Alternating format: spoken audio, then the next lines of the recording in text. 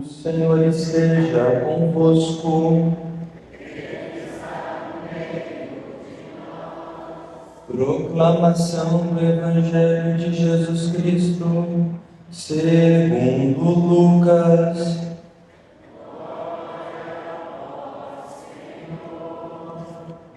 Naquele tempo, as multidões perguntavam a João: que devemos fazer? João respondia: quem tiver 2 túnicas, dê uma a quem não tem, e quem tiver comida, faça o mesmo. Foram também para o batismo cobradores de impostos e perguntaram a João: mestre, que devemos fazer? João respondeu: não cobreis mais do que foi estabelecido. Havia também soldados que perguntavam: e nós, que devemos fazer? João respondia: não tomeis à força dinheiro de ninguém, nem façais falsas acusações.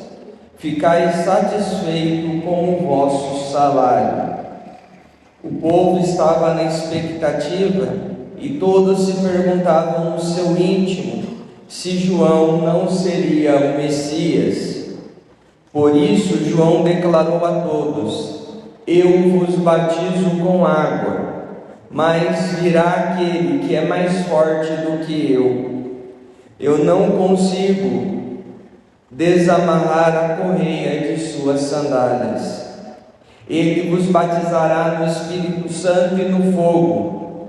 Ele virá com a pá na mão, vai limpar sua eira e recolher o trigo no celeiro, mas a palha ele a queimará no fogo que não se apaga.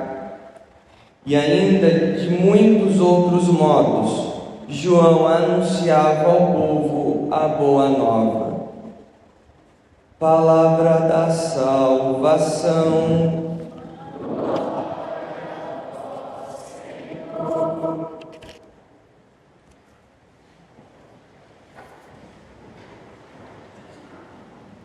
Santo anjo do Senhor, meu zeloso guardador, se a ti me confiou a piedade divina, sempre me rege, me guarde, me governe, me ilumine. Amém.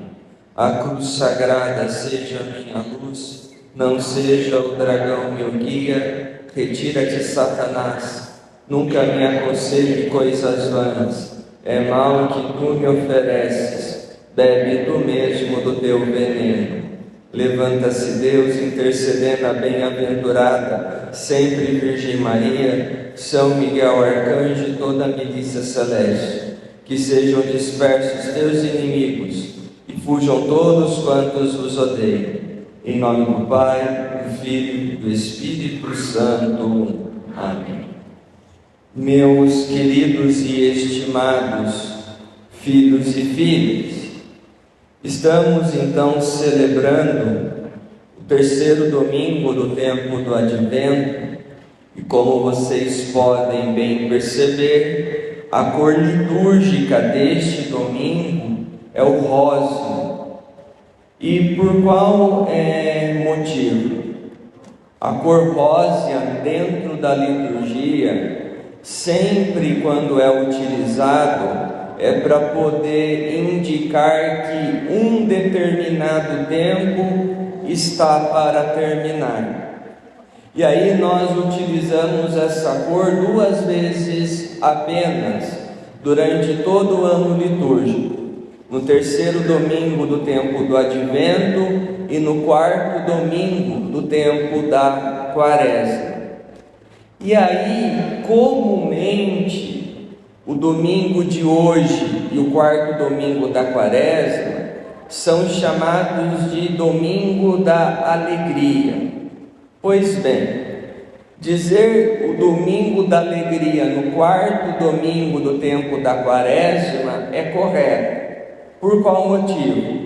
Estamos terminando o tempo de penitência e realmente a alegria de acolher o dom da salvação no mistério pascal da paixão, morte e ressurreição de Jesus Cristo se aproxima.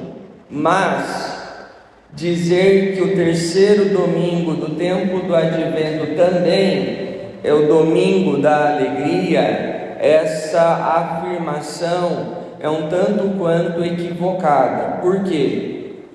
O domingo que nós celebramos hoje é chamado de Domingo Gaudete. Gaudium, do latim, pode significar tanto alegria quanto esperança. Depende do contexto em que a palavra é aplicada dentro da frase, para que a gente tenha um significado ou outro. Então, o domingo que nós celebramos hoje, o nome mais correto para poder dizer é o Domingo da Esperança. E por qual motivo? Quando nós falamos da nossa esperança em Deus, é a certeza de que Deus vai agir, é a certeza de que Deus vai cumprir as suas promessas, vai cumprir o que prometeu. A única coisa é que Deus faz isso dentro do seu tempo e não do nosso. O tempo de Deus é diferente do nosso tempo, porque nós, especialmente nos dias de hoje, queremos as coisas de maneira muito imediata, da noite para o dia, enfim. E Deus não é assim. Deus quer que a gente se prepare, que nós possamos amadurecer, para que aí sim nós consigamos enxergar de uma forma mais concreta a sua ação em nosso meio. Então, celebrar o Domingo da Esperança dentro do tempo do Advento, como nós estamos, é a certeza de que Deus cumpriu a promessa de que nos enviaria alguém para poder falar em seu nome, alguém que iria indicar o caminho que nós deveríamos seguir. Então, esse alguém é Jesus Cristo. E eu digo isso porque é que mesmo no Advento e na Quaresma a cor predominante seja roxa, o sentido do roxo na Quaresma é diferente no Advento e vice-versa, porque as pessoas pensam que é a mesma coisa, mas não é. Eu sempre uso essa comparação. O tempo do Advento é a preparação da festa de aniversário de alguém, como acontecia nos grandes impérios, quando a esposa do imperador ou do rei ficava grávida, e aí especialmente aquela gravidez era a primeira, esperando então o sucessor daquele rei ou daquele imperador, o rei decretava durante os 9 meses de gestação o tempo do Advento, para que no final dos 9 meses todo o reino pudesse celebrar a chegada do seu primeiro filho, a chegada do seu sucessor. E aí a igreja se utiliza dessa compreensão quando formula o tempo do Advento. É por isso que o tempo do Advento não tem o peso que tem o tempo da Quaresma, no peso do seguinte: a Quaresma é tempo de conversão, de mudança de vida, de uma reflexão mais profunda, de conversão. O tempo do Advento é esse tempo de espera para celebrar e comemorar o nascimento de Jesus Cristo. De um lado o nascimento de Jesus e do outro a expectativa da segunda vinda. E aí as leituras no dia de hoje querem nos chamar a atenção para que a gente não perca a esperança em Deus, para que a gente confie cada vez mais em nosso Senhor. E aí então nós temos a primeira leitura tirada do livro da profecia de Sofonias. E eu só quero ficar com apenas um versículo que diz o seguinte: não temas, Sião, não te deixes levar pelo desânimo.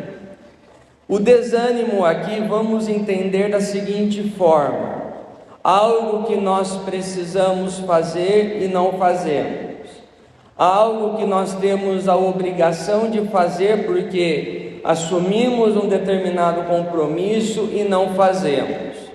E aí o desânimo acontece também de que forma? Quando nós ficamos impacientes com a ação de Deus, pensando que Deus está demorando para poder atender a nossa prece ou para poder nos ajudar no momento de dificuldade, ou quando nós nos aproximamos de Deus de maneira interesseira, e aí nós vamos entender, e muitos entendem da forma mais amarga possível, que aproximar do lado de Deus de maneira interesseira, ou fazer as coisas simplesmente para poder barganhar com Deus, a pessoa se frustra porque Deus não está nem aí para isso. Ele vai nos dar aquilo que nós precisamos para desempenhar bem a nossa missão. Vai depender de nós se vamos acolher ou não esses dons e essas graças de Deus. E o desânimo bate à porta de todos, mas cedo ou mais tarde esse sentimento vem à tona na nossa vida. O desânimo só se torna pecado quando nós cedemos a ele. E nós só vamos deixar de ceder ao desânimo se confiarmos cada vez mais em Deus, se confiarmos que Deus sempre terá o melhor, se confiarmos que Deus sim está nos encaminhando, nos ajudando na nossa trajetória aqui nessa terra, mesmo que a gente não entenda, mesmo que a gente tenha os nossos questionamentos, ou até mesmo o processo de conversão em algumas situações seja um pouco mais difícil do que em outras. E tem vezes que o desânimo, muitos utilizam o desânimo agindo como birra, agindo com birra diante de Deus, pensando assim: eu não vou fazer, Deus que se vire, Deus que se entenda, Deus que sinta que eu não quero agir por culpa dele, ou coisas parecidas. Me desculpe, se a pessoa age com birra, pode espernear, pode chorar, pode fazer o que for, Deus só vai conceder aquilo que nós precisamos. E aí que nós precisamos aprender a estar abertos para acolher o que Deus tem para cada um de nós, especialmente como cada um exerce a vocação primeira que todo cristão possui, a vida de santidade, que é agir e pensar como Deus. E aí, como a vocação à vida da santidade acontece na vida de cada um, aí é uma relação pessoal entre a pessoa e Deus. Continuando então a nossa reflexão, nós temos a carta de São Paulo aos Filipenses. E logo no início da carta, Paulo diz: alegrai-vos sempre no Senhor. Eu repito, alegrai-vos.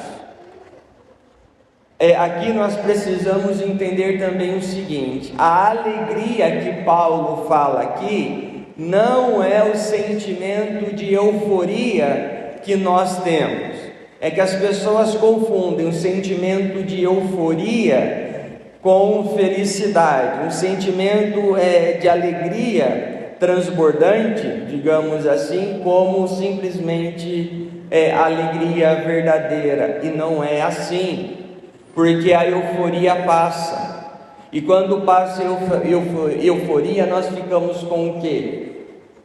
Aí é por isso que quando as pessoas não entendem isso, e aí acham que a alegria é essa euforia, e aí quando a euforia acaba, aí a pessoa entende que não pode viver sem. Aí é por isso que a pessoa vai para o vício das drogas, é por isso que a pessoa vai encontrar conforto em medicamentos, a pessoa vai encontrar conforto nos vícios, vício de jogo, vício da pornografia, e assim a lista segue longe. E o que nós precisamos entender? A alegria que Paulo diz aqui é a alegria de, em primeiro lugar, Deus nos dá o dom da salvação, e em segundo, ter a serenidade de que estamos fazendo a nossa parte, a serenidade de uma consciência tranquila diante de Deus. Eu cito o seguinte exemplo: anos atrás eu atendi uma situação em que era um casal que tinha 3 filhos, e aí o filho mais velho acabou infelizmente se envolvendo no vício das drogas. E aí imaginem uma família que fez de tudo para que o filho saísse do vício, pagando os melhores hospitais para que o filho se recuperasse, os melhores médicos, os melhores psicólogos, enfim, para que o filho conseguisse sair daquela situação, daquela vida.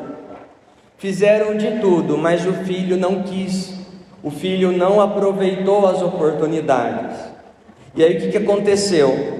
Chegou um momento que, porque o filho não queria fazer o tratamento ou assumir que estava dependente daquelas drogas, começou a atrapalhar na relação do casal e na relação do casal com os outros 2 filhos e os outros filhos também entre eles. E aí o que a família, o que a mãe teve que fazer, o pai e a mãe teve que fazer? Num belo dia chegou nele e disse o seguinte: olha, se você não voltar a fazer o tratamento, voltar a ir aos médicos, pode pegar suas coisas que aqui você não vive mais. Aí ele falou assim: não vou fazer o tratamento. Não vai? Não quer? Então tudo bem, a escolha é sua. Então é o seguinte, eu estou indo trabalhar, eu devo chegar por conta das 4, 5 horas da tarde, não quero mais você aqui. E aí tá, aí o filho pagou para ver. A mãe e o pai foram para o trabalho, voltaram ali no final da tarde, o filho estava lá jogado no sofá, ainda com bebidas do lado, pino, enfim, infelizmente de cocaína do outro, enfim. E aí o que os pais fizeram? Não brigaram, não falaram nada, mas pegaram todas as coisas do filho, colocaram do lado de fora e falou: pode sair. Não, eu não vou, não vai. A mãe chamou a polícia.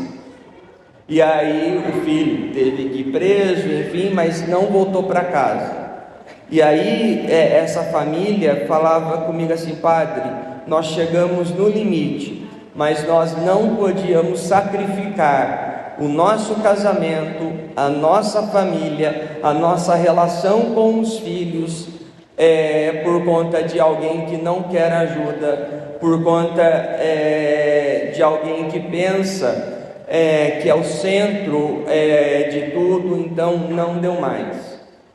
Aí depois o filho entendeu, enfim, fez o tratamento e hoje, graças a Deus, está casado, está bem com a sua família.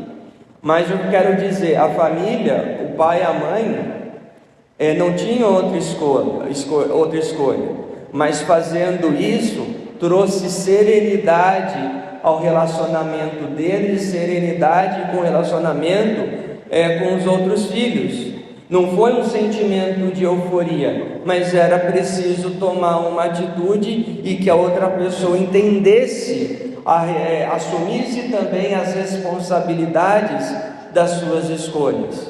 Por isso que eu digo, quando nós falamos da alegria aqui no Evangelho, é a serenidade de que fizemos a nossa parte, a serenidade de que estamos com a consciência tranquila diante de Deus e que estamos fazendo tudo ao nosso alcance. E aí o Evangelho da celebração conclui essa nossa reflexão no dia de hoje. Mais uma vez nós temos a figura de João Batista, mas aqui João Batista deixando claro que ele fala de Deus mas ele não é o Messias. E aqui no Evangelho nós vamos ter pessoas, ou grupo de pessoas, que querem saber o que elas precisam fazer para poder estarem próximas de Deus. E aí só vou pegar aquilo que João Batista disse aos cobradores de impostos, para não cobrar nada mais do que era estabelecido. Como assim? Os cobradores de impostos trabalhavam para o governo de Jerusalém e trabalhavam também de maneira automática ao Império Romano. Então eles tinham que coletar os impostos das pessoas. E aí, ao coletar os impostos, eles tinham uma comissão que era o salário deles.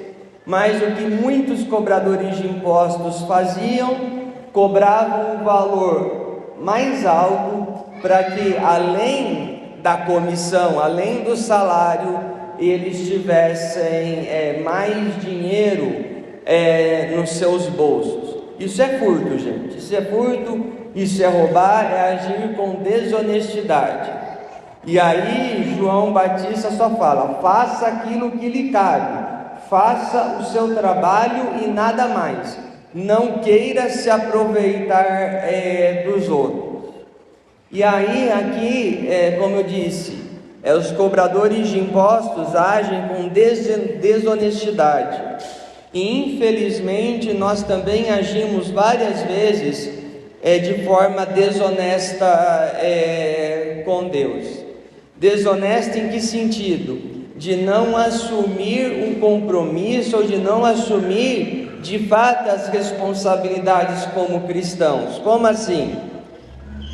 Tem hora que no sacramento da confissão me chama a atenção o seguinte: a maioria das pessoas, quando vão se confessar, elas sempre falam que o pecado dos outros é pior, que o pecado dos outros é mais grave do que o próprio. Muitas vezes a desculpa é: padre, eu não matei ninguém, então meus pecados não são tão graves assim, são pecados do dia a dia. Eu sinto informar, mas não é assim. E nós agimos com essa desonestidade junto de Deus, querer que o outro mude, falar mais do pecado do outro do que assumir as próprias responsabilidades. E deixa eu contar uma coisa para vocês. Vamos com esse mandamento de não matar. Não matar significa realmente, por um lado, tirar a vida física da pessoa, e isso ninguém tem o direito, porque vida é dom de Deus e a vida tem que terminar dentro do seu percurso natural. Pois bem, mas as pessoas, a grande maioria de padres, eu nunca matei ninguém de maneira física, tá bom, mas daí vem a pessoa dizer o seguinte: padre, eu guardo ressentimento, eu guardo mágoa e eu odeio aquela pessoa, eu tenho ódio daquela ou daquelas pessoas. Mas padre, não é coisa tão grave assim. Espera aí que a história não é assim não, é grave sim. Quando a gente fala de mágoa, ressentimento, especialmente de ódio, nós matamos a pessoa dentro de nós. E mais ainda, não contentes com isso, nós vamos tentar matar a pessoa também na vida e no coração de outras pessoas, matando as reputações, levantando falsos testemunhos, levantando injúrias e assim por diante. Então eu sinto informar que você pode não ter matado a pessoa de maneira física, mas se está com ódio, odiando alguém e ainda mais tentando matar a pessoa no coração do outro, matando reputação, levantando falso testemunho, na balança de Deus tem o mesmo peso do que tirar a vida de alguém. Por isso que é pecado mortal. Então vamos colocar a mão na nossa consciência, porque quando morrermos, Deus não quer saber do pecado do outro, Deus não quer saber o que o outro deixou ou não de fazer, mas o que nós fizemos, as nossas atitudes. Ah, Senhor, eu não matei ninguém, tá? Mas odiou alguém, é a mesma coisa. Então, com que cara nós ficaríamos diante de Deus? Então, passou do tempo de nós cristãos pararmos de agir com desonestidade aos olhos de Deus, para que a nossa conversão de fato seja sincera, que a gente deixe de lado ideologias, enfim, que não tem nada a ver com a vontade de Deus. Que hoje em dia tem pessoas que se matam por determinadas ideologias por aí afora, mas não se matam pelo Evangelho, não doam a sua vida pelo Evangelho.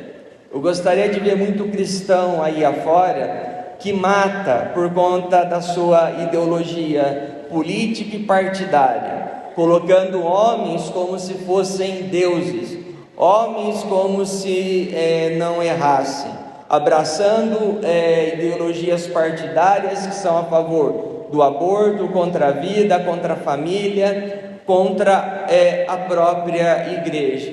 Mas eu não vejo esse mesmo ardor com a palavra de Deus, com o discipulado, com o de fato fazer a vontade de Deus. Mas sabe por quê? Porque as pessoas não querem abrir mão, porque seguir o Evangelho de Jesus Cristo é abrir mão de ideologia partidária, de endeusar homens que muitos pensam que não erram ou algo semelhante, deixar de lado ideologias partidárias que abraçam o aborto, a família, que estão contra a família, que deixam isso claro no seu discurso e nas próprias diretrizes, mas as pessoas preferem se matar simplesmente por esse tipo de situação, em vez de se esforçar em seguir o Evangelho. Podem ter certeza que Deus vai pedir contas da nossa vida. Deus vai pedir contas disso. Deus vai pedir conta de quantas crianças morreram no ventre de suas mães, porque de maneira indireta, por abraçar ideologias partidárias que são contrárias à vida, quantas crianças morreram por conta disso? Quantas famílias deixaram de existir por conta disso? Podem ter certeza que Deus irá pedir contas dessas nossas atitudes. O que nós teremos para poder apresentar a Deus?